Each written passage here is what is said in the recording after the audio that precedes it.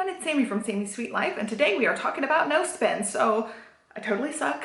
I totally didn't stick to the no spend.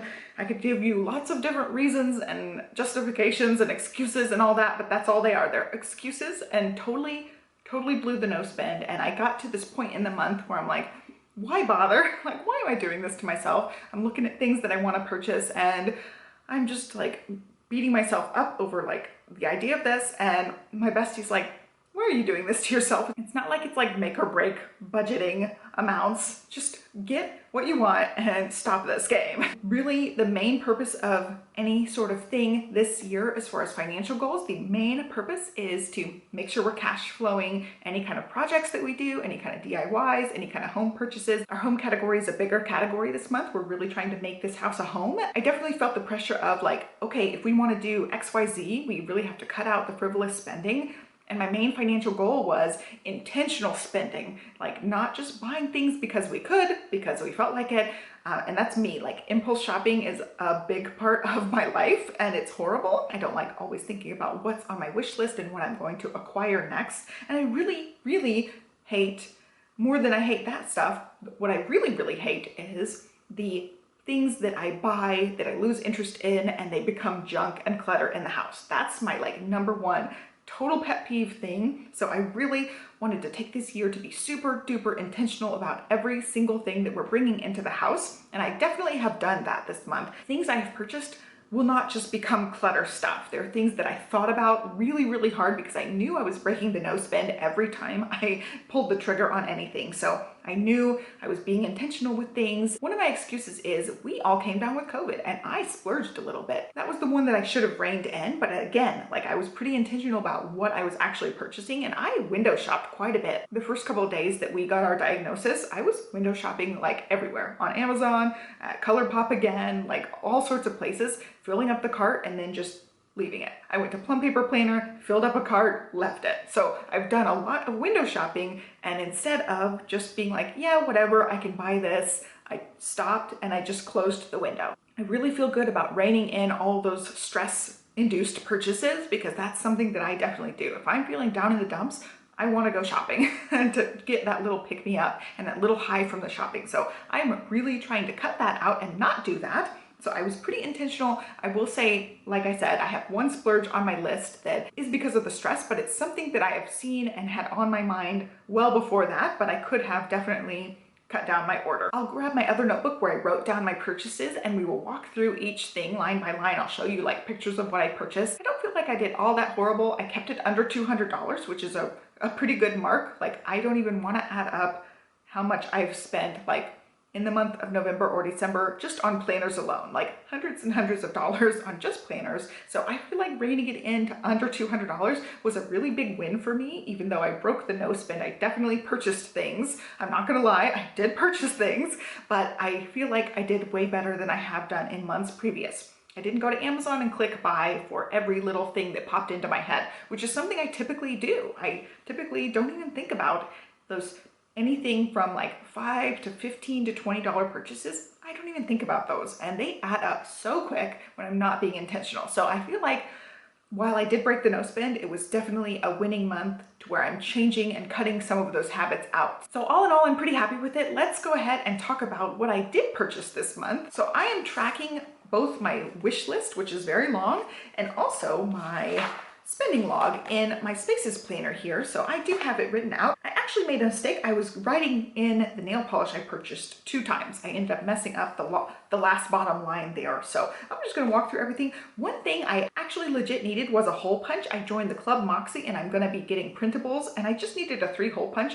I had already bought the binder, and then I realized really quick, it was like the second day of the month, that I needed this hole punch. So rather than buying the pink pretty one that was more expensive, I bought just the cheap generic one that was $8.99, and I felt good about that. I didn't pay what they call, I think, the pink tax and get the prettier one that was like double the price. I ended up getting just the cheapest one that'll get the job done. It was technically breaking the no spend just with that purchase, but it was the cheaper option and I feel good about that one. And then the one where I really broke my no spend was I got the Staples little pink disc bound notebook. It's a Martha Stewart notebook, and I blame Cindy for this one.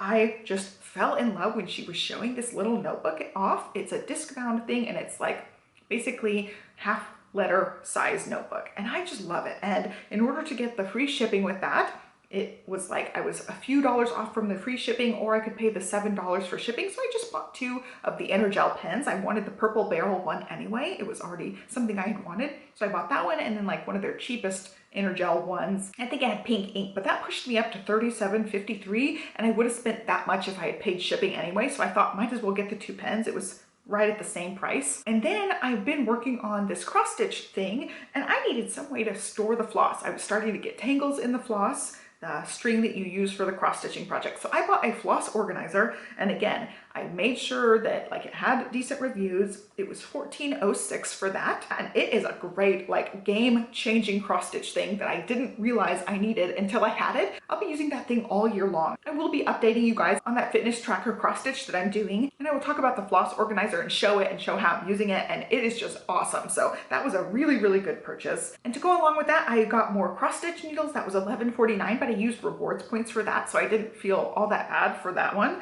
And then I ended up getting another pack of the polish that I really like, because it was one on my wish list when I purchased my gel polish. I think it was like November or December. I purchased the gel polish because I needed just newer ones. The old ones were getting funky and not working that great. I had 3 on my wish list. I bought 2, and then they marked my other one off $11 off. So I ended up purchasing it for $21.63, and it was a cheaper pack than the other 2 packs. So I was really, really excited about that one. It's one that has a lot of like pinky and blushy tones in it. And so it's a little set of mini polishes, and I'm very excited to dive into that one. So again, that's something I'm going to be using over and over again. I had other gel polish that I used for years and years, so I will use and get my money's worth out of the nail polish. I haven't gone crazy in the amount of nail polish quite yet, but I'm getting close to that point. And then I also, for the nail polish, I had already said I will break my no spend if I need something for the nail polish. I ended up needing a gel primer. I found that my nail polish wasn't staying on that great. I was watching videos and reading information about how to like make the gel polish last really well, and people had recommended gel primers, so I ended up getting one. It was $7.57, and this polish has been on for almost 2 weeks, and it looks great. Like, I don't have chipping, I don't have it raising up from any sides except like this nail that I use all the time. So I feel like that's really, really good for a wear. I'm hoping I can get 2 weeks out of each manicure, which will cut my nail polish time in half. And before I ended up getting new nail polish, my nail polish wasn't even lasting a week just because the nail polish was so old. It wasn't hard anymore. It wasn't staying intact. I was super happy about this gel primer. It will be in my favorites video because I love it so much. And then the one big impulse purchase that I mentioned, this is the one where I feel like it was a little bit of a fail because I ended up getting a Fabletics order, and it was $82.28. It will arrive tomorrow, and it was just, they totally caught me on Facebook. I fell into the marketing. I had seen this pair of pink leopard print leggings on the Fabletics ad on Facebook, and I had seen it over and over again. I had clicked on it a couple of times, and they've been out of stock. And then like, if you read the comments, people are like, this is so bait and switchy because these ones are out of stock. And sure enough, like anytime I would click on it, so this is like over the course of months, I get this Fabletics ad, I clicked on it, they haven't had these pink leopard print leggings, and I just love them. So I ended up just getting our COVID diagnosis, seeing the ad and clicking on it, and they freaking had those things in stock. And I was like, yes, I'm getting those freaking leopard print leggings. I'm so excited for them to come, but they ended up having a bunch of things on sale. So I got the matching sports bra. I ended up finding a couple other things. I'm not gonna lie, totally shopped, totally splurged on this one. I ended up getting, I think, 4 pairs of leggings and 2 sports bras. So the sports bras each match a pair of leggings. And if they had had those white leopard print ones in stock in my size, I would have snagged those puppies too, because they were just so pretty. But unfortunately, the white one was out, but they finally had the pink one in stock. And every time I clicked on the thing to get the pink ones, they had the white ones in stock, but not the pink ones. So this one, it was a swap. I ended up pulling the trigger and getting it and spending $82.28. And I will have to cancel my Fabletics. So I will be reviewing and hauling this and talking about it and telling you guys how it is to cancel it, because I'm definitely not paying for another subscription thing. Totally love the pink leggings. I hope that I love them. If not, they will go back. But I'm just super psyched about them because it's been one of those things that's come up again and again, and they totally caught me. I would never have looked at Fabletics had I not seen this ad with the pink leopard print leggings. So Facebook ads totally got me with this one.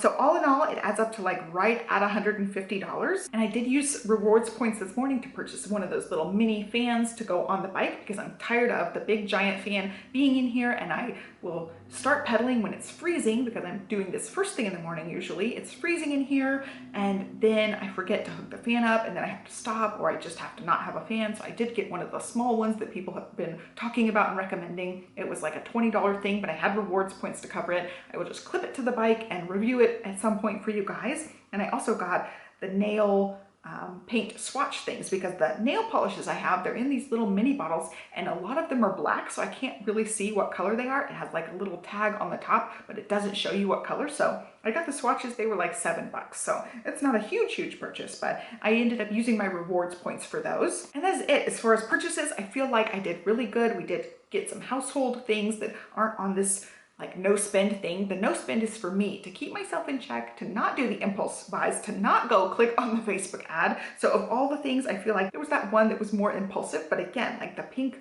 leggings have been on my wish list for months and months. They just have never freaking had them in stock. So they finally did, and I totally splurged on those, guys. I'm not gonna lie, total splurge, totally didn't need it. I have lots of leggings, but I'm pretty pleased with the other purchases. I feel like they were well thought out purchases aside from that one. Like everything else enhances what I'm already doing, like the organizer for the cross stitch totally enhances my cross stitch experience. I needed the hole punch so I could finish the Club Moxie and have it in a binder and keep it organized so I can know what I'm doing with that. And then yeah, like nail polish stuff, I'm totally in it right now. I'm enjoying this nail polish hobby and having my nails done again. And I've loved having these on. I've not had to worry about them for over a week. And that is just a game changer for me, because I was feeling like when I first started back on the gel with the older gel that wasn't working, I was like changing them out every 3 days and it was a hassle. So I'm just in love with it again, and all the purchases made sense at this point, except the Fabletics.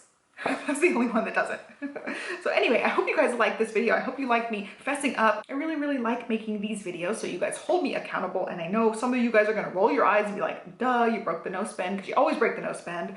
And it's true, I always do. So I'm just trying to rein it in a little bit and trying to be wiser with my purchases. And again, intentionality is the name of the game, and it's okay if I spend a little bit of money. Like moving forward, like I've already broke the no spend. I really want to keep myself in check. I'm gonna really try to stick around the same I did this month, like nowhere past $200. And that's where it gets to be really excessive, like just buying things for the sake of buying things. And the problem is if I give myself, let's say I give myself $100 budget, I want to spend that $100 budget. So that's where I have to stick with the mentality of I'm doing a no spend. So then I'm more reined in, like, no, we're not shopping right now. We're not window shopping right now. We're not thinking about buying things right now. I rein myself in when I'm using it as a no spend, and I have to consciously break the no spend every time I purchase something versus like, oh, I have $100, let's go buy something. Oh, I still have $100, let's go buy something. I don't have that same mentality about it when I'm calling it a no spend. So I hope that this video